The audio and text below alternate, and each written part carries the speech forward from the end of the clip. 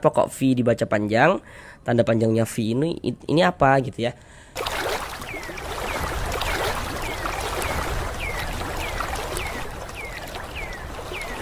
Assalamualaikum warahmatullahi wabarakatuh. Di sini kami akan berusaha untuk membantu saudara semuanya, Bapak dan Ibu yang masih belum lancar dalam membaca Al-Quran, kemudian masih belum memahami ilmu tajwid atau merasa kesulitan di dalam memahami ilmu tajwid Al-Quran. Maka di sini kami akan berusaha untuk menyajikan video pembelajaran mengaji Al-Quran dengan penjelasan tajwid yang nantinya akan kami jelaskan dengan pelan-pelan, kemudian dengan bahasa-bahasa yang sederhana, kemudian juga dengan media-media gambar yang kami tampilkan. Harapannya itu semoga untuk ilmu tajwidnya bisa dapat langsung dipahami dengan mudah. Karena dengan kita mempelajari ilmu tajwid, kita memahaminya, kita bisa menerapkan dengan sendirinya ketika membaca Al-Quran, maka tentu akan memperbaiki bacaan Al-Quran kita. Semoga bagi yang belum lancar, bisa secepatnya lancar di dalam membaca Al-Qurannya. Selanjutnya kami tak henti-hentinya selalu mendoakan semoga saudara semuanya, Bapak dan Ibu, senantiasa diberikan kemudahan oleh Allah Subhanahu wa taala dalam berusaha memahami ilmu tajwid Al-Qur'an, dalam berusaha memperbaiki dan juga melancarkan bacaan Al-Qur'annya. Selanjutnya juga kami selalu mendoakan semoga saudara semuanya, Bapak dan Ibu, senantiasa diberikan rezeki yang berlimpah dan barokah, sehingganya dengan rezeki yang berlimpah dan barokah tersebut semakin meningkatkan keimanan dan juga ketakwaan kepada Allah Subhanahu wa taala. Kemudian dengan rezeki yang berlimpah dan barokah tersebut membuat pemikiran kita semakin tenang, sehingganya membuat kita semakin bersemangat dalam belajar ilmu agama Islam, dan semoga nantinya juga dapat beribadah umrah dan haji ke tanah suci Mekah. Amin amin ya rabbal alamin. Baik, marilah langsung kita mulai belajar mengaji Al-Qur'annya. Marilah bersama-sama kita lanjutkan kembali belajar mengaji Al-Quran kita dengan penjelasan tajwid yang akan kami jelaskan dengan pelan-pelan, kemudian akan kami jelaskan dengan bahasa-bahasa yang mudah untuk dipahami, ditambah media gambar dalam penjelasannya.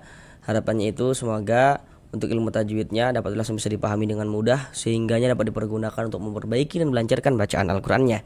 Sekarang ini kita masuk pada surah Ar-Rahman ayat yang ke-49 dan juga ayat yang ke-50. Mari kita baca bersama-sama terlebih dahulu dengan pelan-pelan. Kami bacakan dengan pelan-pelan, silahkan diikuti ya untuk menterapi, untuk melatih bagi yang belum lancar agar mudah untuk mengikuti. Kemudian baru kita bahas tajwidnya nantinya dengan pelan-pelan juga. A'udzu billahi minasy syaithanir rajim.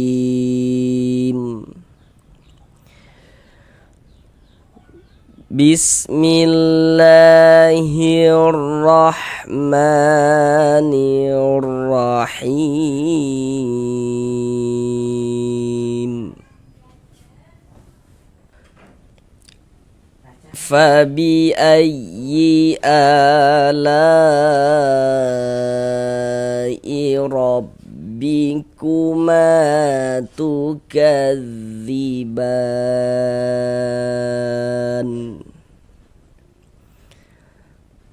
Fihima 'ainani tajriyan.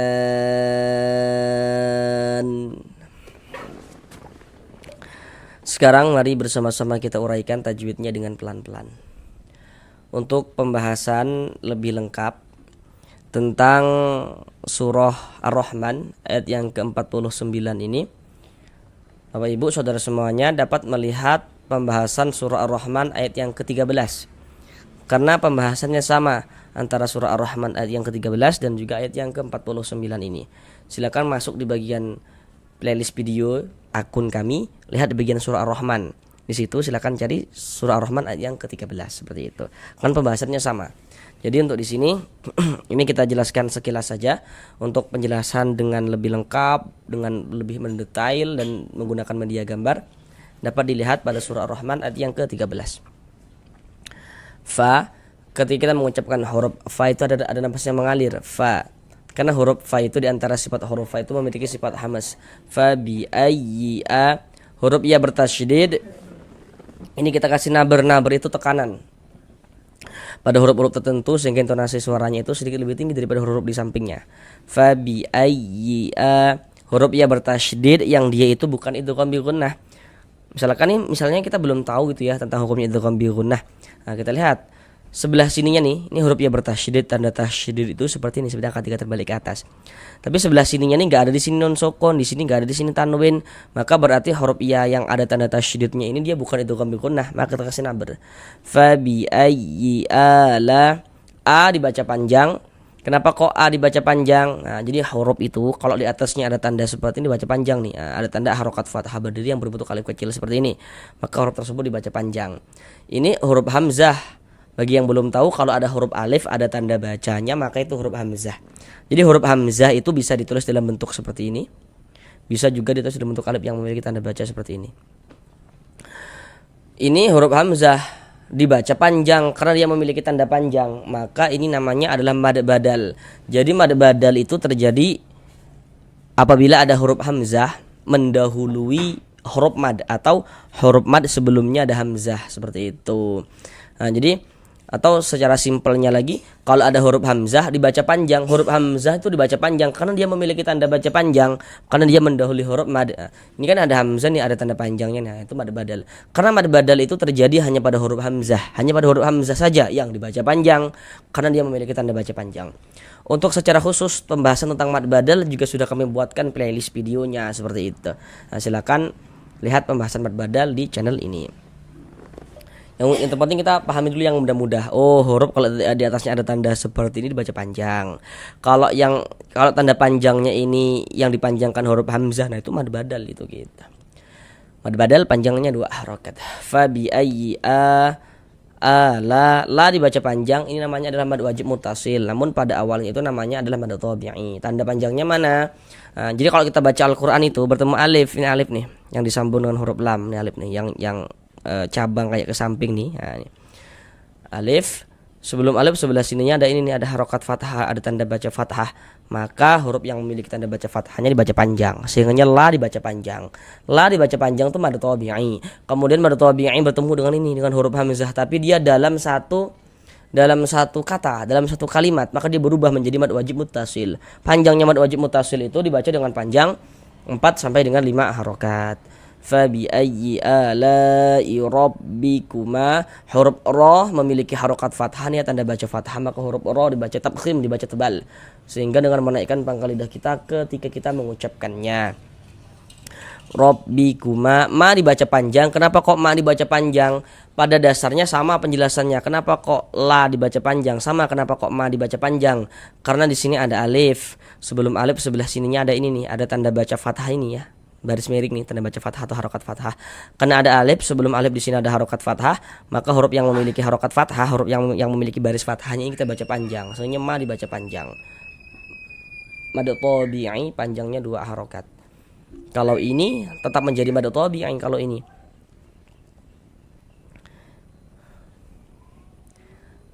Kalau ini tetap menjadi mad tabi'i kalau ini, karena tidak ada sesuatu yang menyebabkan perubahan itu terjadi. Tapi kalau ini tadi mad tabi'inya bertemu dengan huruf hamzah dalam satu kata, maka dia berubah menjadi mad wajib muttasil tadi. Kalau ini karena dia tidak ada yang menyebabkan perubahan itu terjadi, maka tetaplah menjadi mad tabi'i dan dibaca dengan panjang 2 harokat. Tukadziban. Nah, di sini kalau misalkan kita baca Al-Qur'annya itu tidak berwakaf, tidak berhenti di huruf nun ini, tukadzibani fihi, ma diwasolkan begitu, maka panjangnya ba tetaplah menjadi mad tabi'i ini. Dan dibaca dengan panjang 2 harokat. Tapi kan tadi itu kita bacanya itu berwakaf ya, berhenti ya di huruf nun. Maka dari ba yang awalnya mad tabi'i dia berubah menjadi mad arid lisukun. Namun yang perlu untuk kita ketahui dulu, kenapa kok ba dibaca panjang? Nah, tanda panjangnya ba ini apa? Harusnya di sini Bapak Ibu sudah tahu ya, kenapa kok ba dibaca panjang. Jadi kalau baca Al-Qur'an bertemu huruf, di atas huruf tersebut ada tanda seperti ini, ada tanda harokat fathah, bentuknya berdiri seperti ini, berbentuk alif kecil seperti ini. Ini menandakan huruf tersebut dibaca panjang. Maksudnya ba dibaca panjang. Ba dibaca panjang mad tabi'i. Loh, kok ini mad tabi'i? Sedangkan ini kok ini mad badal? Nah, tadi sudah kami jelaskan ya. Kalau mad badal itu terjadinya hanya pada huruf hamzah saja. Sedangkan ini kan bukan huruf hamzah tapi huruf ba. Maka ini mad tabi'i. Ba mad tabi'i. Kemudian mad tabi'inya bertemu dengan huruf yang disukunkan, dengan huruf yang dimatikan. Sebab berwakaf, huruf yang disukunkannya mana? Huruf nun. Mad tabi'i bertemu dengan huruf yang disukunkan sebab kita berwaqaf, maka dia berubah menjadi mad arid li sukun. Panjangnya mad arid li sukun itu boleh dibaca dengan panjang 2 harokat atau 4 harokat atau 6 harokat. Yang terpenting itu konsisten dalam sekali bacaan. Jadi maksudnya konsisten dalam sekali bacaan itu, dalam setiap kita membaca Al-Quran itu panjangnya mad arid li sukun itu harus kita baca sama panjangnya. Kalau kita baca Al-Quran ya, mad arid li sukun kita baca dengan panjang 2 harokat, maka semua mad arid li sukunnya panjangkan 2 harokat. Kalau 4 semua panjangkan 4 harokat. Kalau 6 semua panjangkan 6 harokat mad arid li sukunnya. Nggak boleh selang-seling, harus konsisten kayak gitu. Huruf yang disukunkan, huruf yang dimatikan, huruf nun. Ini kalau berwakaf di huruf nun kita baca tuh kadziban. Jangan kita baca tuh kadzibani baru berwakaf baru berhenti, jangan ya. Kita baca tuh kadziban. Mengapa begitu? Jadi kalau kita baca Al-Qur'an kemudian kita itu berwakaf, berhenti kita di huruf yang tidak dibaca panjang. Hurufnya kita sukunkan, kita matikan. Ini kan kita baca Al-Qur'an nih. Berwakaf kita, berhenti kita di huruf nun. Untuk di sini kan huruf nun ini tidak dibaca panjang. Tidak ada yang dapat menyebabkan huruf nun ini dibaca panjang, di sini nggak ada kan? Tadi apa kami katakan? Kalau berwakaf, kalau berhenti di huruf yang tidak dibaca panjang, maka hurufnya kita sukunkan, hurufnya kita matikan. Sehingganya ini kita baca tukadziban seperti itu. Baru yang bawahnya ini kita bahas dengan lebih mendetail lagi. Fi dibaca panjang. Kenapa kok fi dibaca panjang? Tanda panjangnya fi ini apa gitu ya. Sekarang perhatikan media gambar di layar. Di situ ada bacaannya rumus mad tabi'i atau mad asli. Jadi mad tabi'i atau mad asli itu memiliki 3 huruf mad. Jadi kalau ditanya orang huruf mad itu jumlahnya ada berapa, maka jawabannya huruf mad jumlahnya ada 3. Apa saja huruf-huruf mad itu?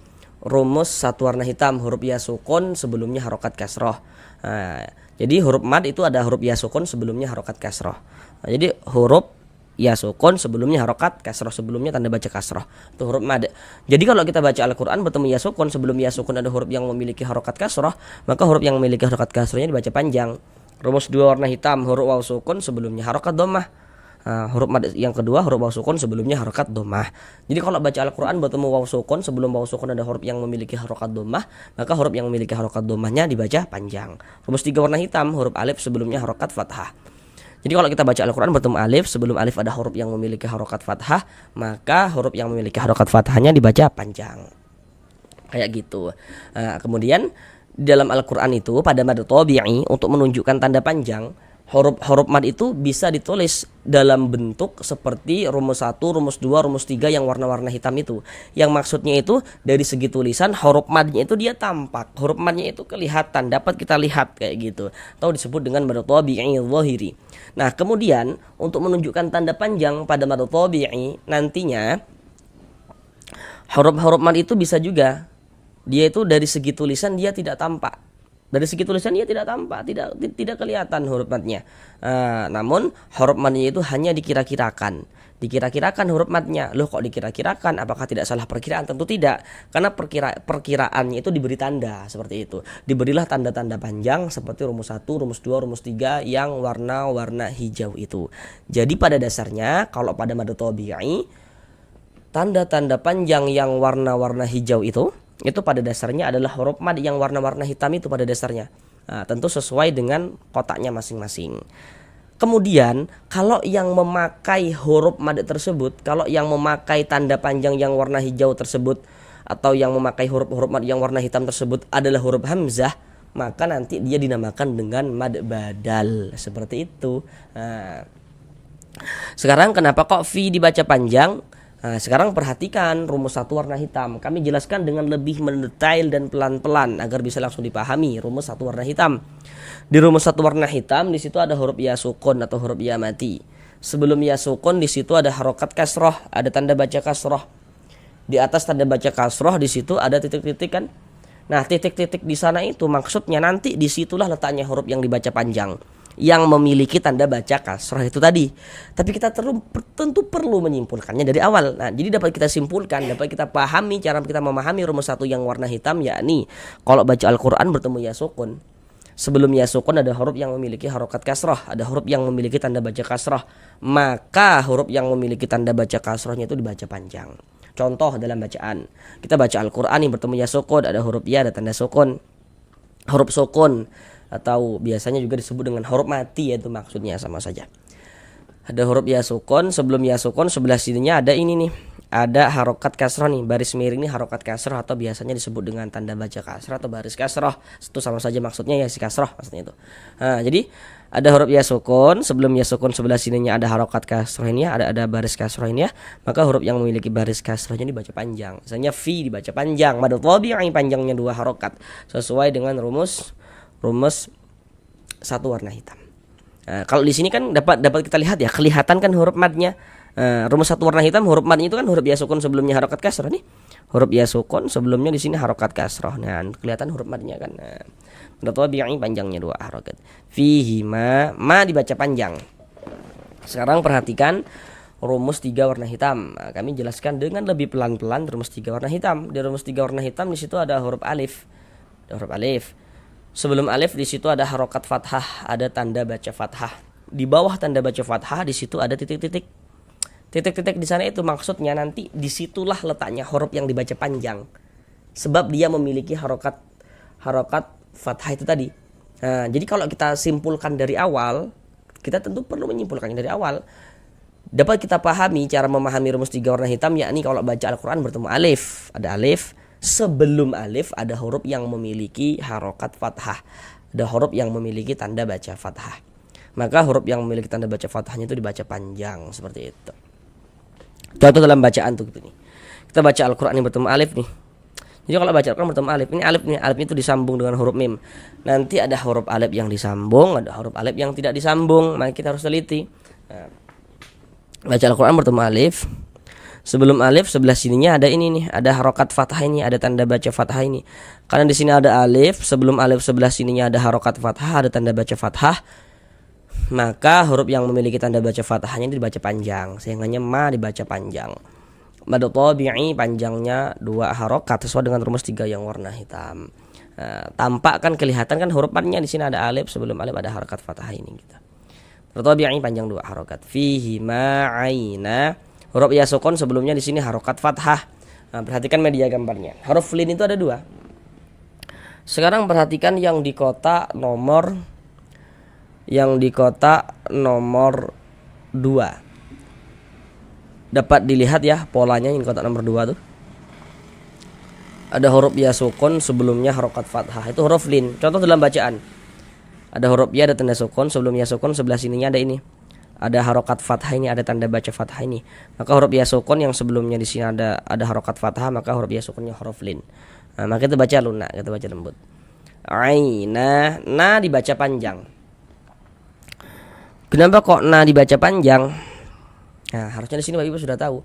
Sekarang perhatikan rumus 3 yang warna biru.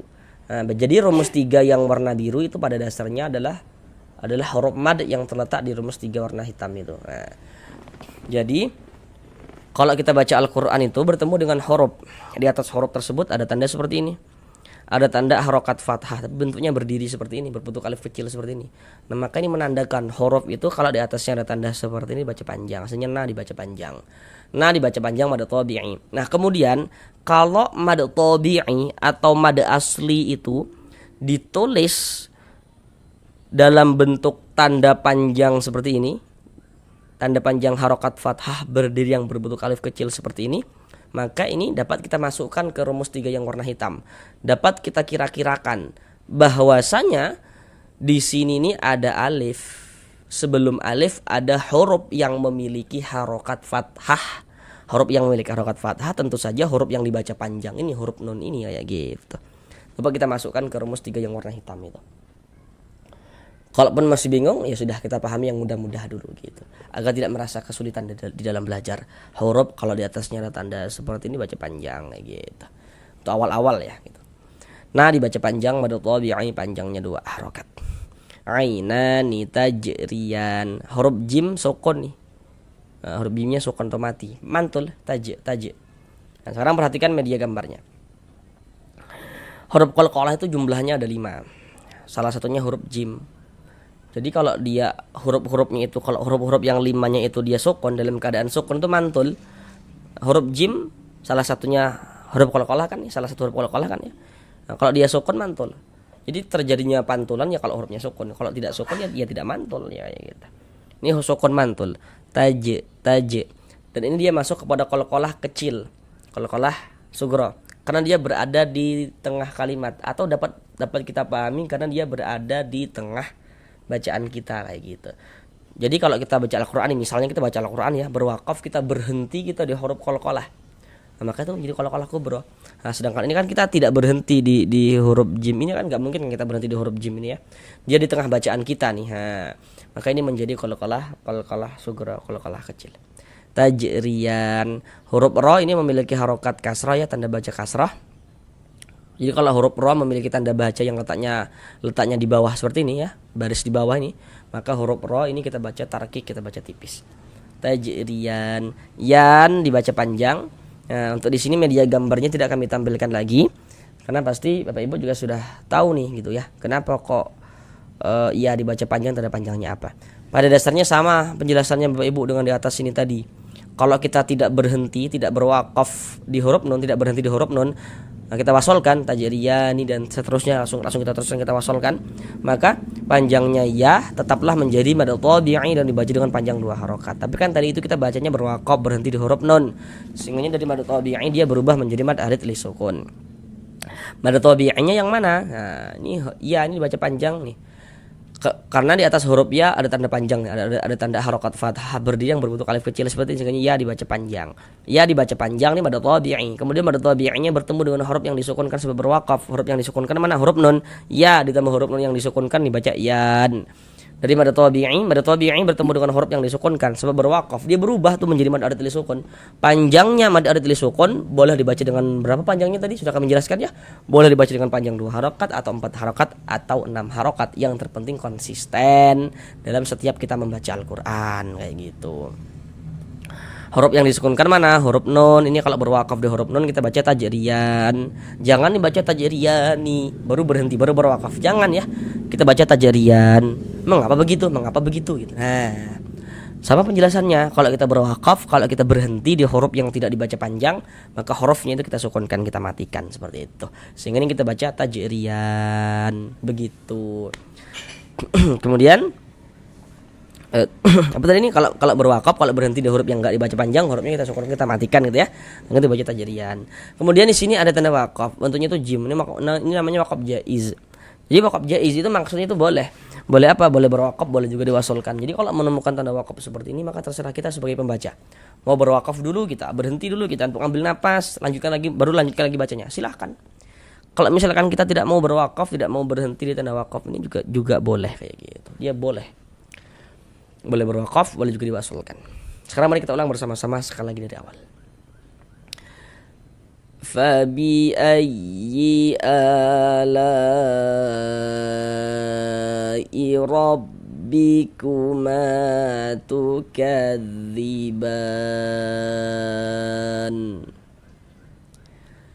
fihima 'ainani tajriyan.